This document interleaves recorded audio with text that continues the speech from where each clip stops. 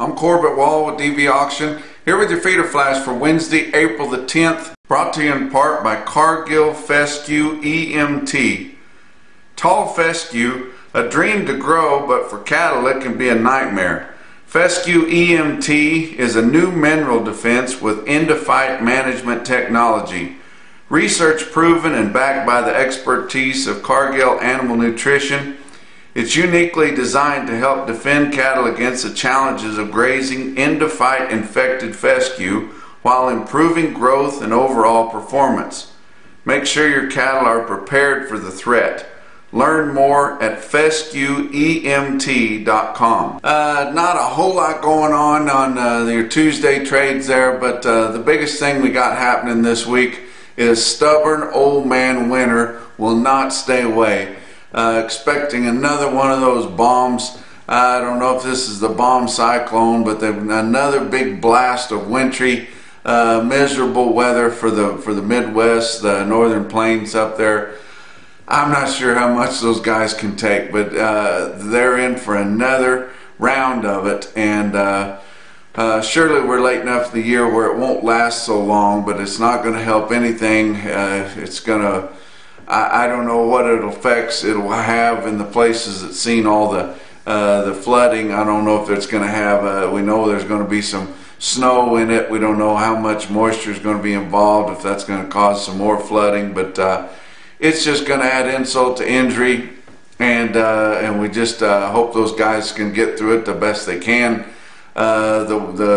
Probably most of them are still calving, so they're going to have those struggles. The poor calves that made it through the last storm, hopefully they can make it through this one.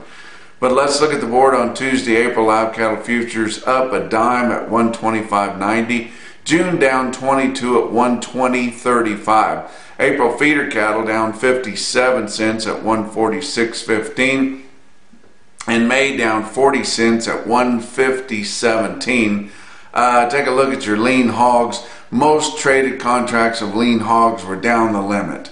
So we've got that hog deal where it's so overextended and overbought now. If they don't get some positive news about this China trade, or more negative news about the African swine flu, then we're going to see the market go down, and it's going to take some pretty good news to make it go up, because they're stretched out way farther than they should be, and now it's just going to twinge on every little bit of morsel of news that we get out of there.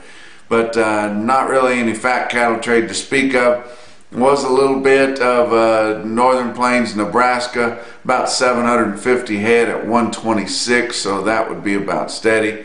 Box beef cutout values kind of weaker on Tuesday. Your choice cuts 228.32, down 35 cents, and selects down 208 at 218.80. Look at your feeder cattle markets. Your real-time index on Cattle Market Central gained some big ground on Tuesday, and some on late Monday there, but on Tuesday. But at the end of the day on Tuesday, real-time index sitting at 141.34. That was up $1.30 compared to when I gave it to you on Monday afternoon before the basketball game. But let's look at some of your sales on Tuesday. OKC West in El Reno, Oklahoma had their calf sale, just around 2,000 head there. Once again, I told you we're going to still see this big push for turnout calves all of this week and probably most of next. After that, I would say it would probably kind of ease off a little bit, because everybody's pushing for this April 15th turnout. The cattle that they're pushing hardest on are some cattle that are hard, been together a long time, and hard weaned, long time weaned if they're calves, but they're really pushing on those calf weight yearlings, stocker cattle there. But they want some cattle they can just process and turn right out. But still going to keep pushing on turnout cattle here, and then we'll still see good demand for turnout cattle on through the rest of the spring, but probably not as big bites as what they've been gaining here the last few weeks. But steer calves in El Reno $3 to $6 higher, heifer calves $2 to $3 higher. And now look at some of these individual quotes all over the country, and you see how good the demand for stocker type cattle is. Imperial, Nebraska. They're going to be cold this weekend. I guarantee you it's going to be a lot different than it was here early this week. But Imperial, Nebraska, 2,200 head there. 90 head of 622-pound stocker steers, 178. Let's look at Welch, Oklahoma stockyards. They had some cattle there that you could still turn out. 44 head of 723-pound steers bring 165. Wow.